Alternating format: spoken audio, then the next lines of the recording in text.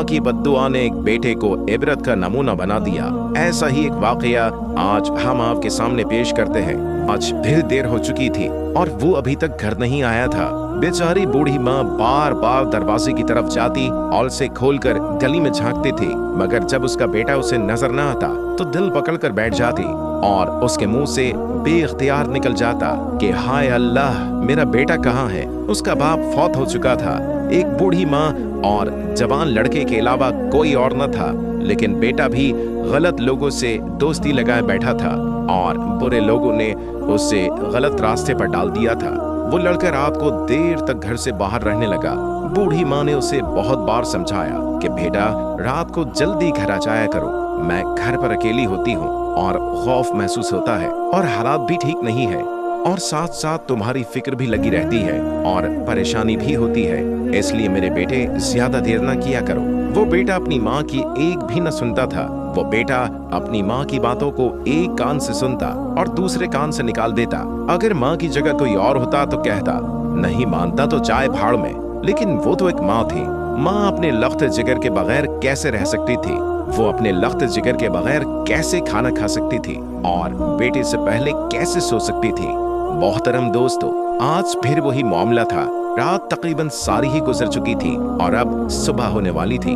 अचानक दरवाजे पर दस्तक हुई। माँ भागती भागती दरवाजे पर गई और दरवाजा खोलकर देखा तो सामने उसका बेटा खड़ा था। माँ ने अल्लाह का शुक्र अदा किया कि देर हो गई तो खैर है, चलो बेटा तो सही सलामत घर को लौट आया है। बेटा कहने लगा, अम्मा मुझे बहुत भूख लगी है, जल्दी से मुझे रोटी ला दो, मैं भूख से मरा जा रहा हूँ। जैसे ही बेटा अंदर आया तो उसने चीखना चिल्लाना शुरू कर दिया। माँ कहने लगी, अच्छा बेटा मैं लेकर आती हूँ। बेटा मैंने भी अभी तक कुछ नहीं खाया, मैं तेरा ही इंतजार कर रही थी। मगर बेटे ये तो बता कि आज देर से क्यों आया है और कहाँ चला गया था? मैं तो बहुत परेशान होकर पागल हो चुकी थी। बेटा बोला, माँ वो दोस्तों के साथ फिल्म देखने सिनेमा चला गया था। फिल्म देखते देखते देर हो गई और उसके बाद दोस्तों के साथ घूमने चला गया। माँ बोली, बेटे ये तू कैसे लोगों से दोस्ती लगाए बैठा है जिन्होंने तुझे गलत रास्ते पर डाल दिया है? बेटा कितनी बार तुम्हें पुलिस भी ले जा चुकी है और मैं अब लोगों को मुंह दिखाने के काबिल नहीं रही। बेटा अब तो मोहल्ले वाले भी कहते हैं कि तेरा बेटा बदमाश है और तू बदमाश की माँ है। बेटा कुछ तो ख्याल कर, तेरा बाप तो ऐसा नहीं था और ना ही तेरी माँ ऐसी है, फिर तू क्यों गलत लोगों से दोस्ती लगाए बैठा है? लेकिन बेटे का उल्टी सीधी फिल्म्स देखकर और गलत लोगों की सोहबत में रहकर उसका दिमाग खराब हो चुका था। माँ की प्यार भरी बातें उसे जहर और कड़वी महसूस हो रही थी। वो सिर्फ यही चाहता था कि माँ उसे कुछ भी न कहे और चुपचाप उसे खाना खिला दे। और माँ से कहने लगा, बस बस ज्यादा मुझे नसीहत न कर और ज्यादा बातें न बनाया कर, मैंने जो कहा है वही कर और मुझे जल्दी जल्दी खाना ला दे। जब माँ ने बेटे की ये बातें सुनी तो थर थर कांपने लगी कि मैंने सोचा भी नहीं था कि मेरा बेटा मुझे इस तरह का जवाब देगा। तकलीफ के मारे वो परेशान हुई और गुस्से में आ गई और बेटे से कहने लगी, वरना तू क्या कर लेगा अपनी माँ का, जिसने तुझे पाला पोसा और बड़ा किया? बेटा तुझे शर्म नहीं आती? जा तुझे कुछ नहीं देती, आज भूखा सो जा, तुझे भी पता चले कि माँ को किस तरह जवाब देते हैं। माँ का भी यही कहना था कि बेटा गुस्से से लाल पीला हो गया और उस नाफरमान बेटे ने जूता हाथ में लिया और माँ को मारने के लिए दौड़ा। माँ बेचारी बचने के लिए घर से भागी, मगर घर छोटा था और गली में बहुत ही अंधेरा था। बिलाखिर वो बेटा माँ तक जा पहुंचा और उसको जूतों से मारने लगा। माँ ने बहुत हाथ पैर मारे मगर अपने संगल बेटे से अपने आप को बचा न सकी। बेटे के जूते माँ के मुंह पर लगे और दिल से आह निकली।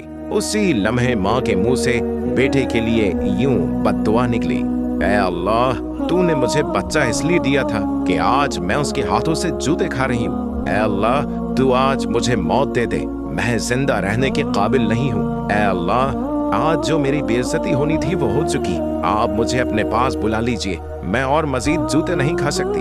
ऐ अल्लाह जिस बेटे ने माँ की तौहीन की है, इस कुत्ते को दुनिया और आखिरत में जलील कर दे। माँ की जुबान से ये अल्फाज सुनकर बेटा लरस गया। मोहतरम दोस्तों, आप क्या हो सकता था? उसने माँ को वहीं छोड़ा और सोने के लिए चला गया। थोड़ी ही देर के बाद वो सो चुका था और कुछ देर के बाद उसके पाँव में दर्द महसूस हुआ। उसने समझा कि शायद दर्द मामूली है, अभी खत्म हो जाएगा, मगर दर्द मजीद बढ़ता ही चला गया। मोहतरम दोस्तों, सुबह हुई तो वो दर्द इस कदर शदीद हो चुका था कि अब बर्दाश्त नहीं हो रहा था और पाँव भी सूज चुका था। वो घर से निकला और बड़ी मुश्किल से चलता हुआ डॉक्टर के पास पहुंचा। डॉक्टर ने पाँव का मुआयना करने के बाद कहा, कुछ समझ नहीं आ रहा कि दर्द किस वजह से हो रहा है और पाँव क्यों सूज चुका है, लिहाजा वो मजीद चेकअप करवाने के लिए किसी बड़े अस्पताल में जाए। अब वो बदनसीब लड़का लाहौर के बड़े अस्पतालों में गया, मगर अब भी किसी डॉक्टर को उसकी बीमारी समझ नहीं आई। मोहतरम दोस्तों, उसका पाँव थोड़ा सा काट लिया गया, मगर फिर भी आराम नहीं आया।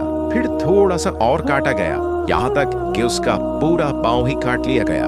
अब वो बदनसीब लड़का लंगड़ा हो गया, मगर उसकी टांग ठीक न हुई। जहाँ से उस लड़के का पाँव काटा गया वहाँ पर जख्म बन गया और उसी जख्म में पीप बन गई और वो जख्म किसी भी दवाई से ठीक न हुआ। उधर बदनसीब लड़के का इलाज अभी तक जारी था और उधर उसकी दुखियारी माँ फौत हो चुकी थी।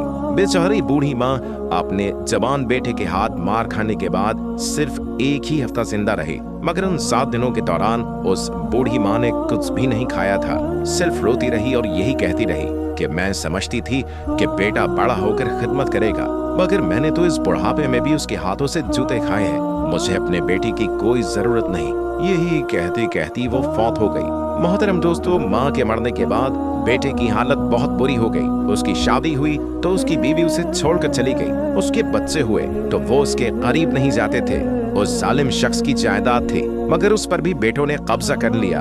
एक दुकान थी, वो भी छीन ली गई। इस तरह उससे सब कुछ छीन लिया गया, यहाँ तक कि जब उसके पास खाने पीने के लिए कुछ न रहा और न ही इलाज के लिए रकम रही, तो वो बदनसीब आदमी भीख मांगने के लिए रास्ते पर ही बैठने लग गया। लोग उसको भीख देने के लिए उसके करीब तक नहीं जाते थे। जैसे कुत्ते को खाने के लिए हड्डी फेंकते हैं, वैसे ही उसकी तरफ खाना उछाल देते। लोग उसे देखकर कहते, ये वही लानती और बदनसीब इंसान है जिसने अपनी बूढ़ी माँ को जूते मारे थे। उसी रास्ते पर वो भीख मांगता रहा और उसके जख्म में दर्द होता रहा और पीप बहती रही और हर वक्त उसके जख्म पर मक्खियां बैठती रहीं और इसी दर्द और मुसीबत में हर वक्त मुब्तला रहता। तो प्यारे दोस्तों, यहाँ पर आप खुद ही अंदाजा लगाएं और इबरत हासिल करें कि माँ की नाफरमानी करने वाले पर अल्लाह ताला का अजाब किस तरह से नाजिल होता है। आखिर में यही दुआ है कि अल्लाह ताला हम सबको माँ बाप का फर्माबरदार बनाए। आमीन या रब्बुल आलमीन।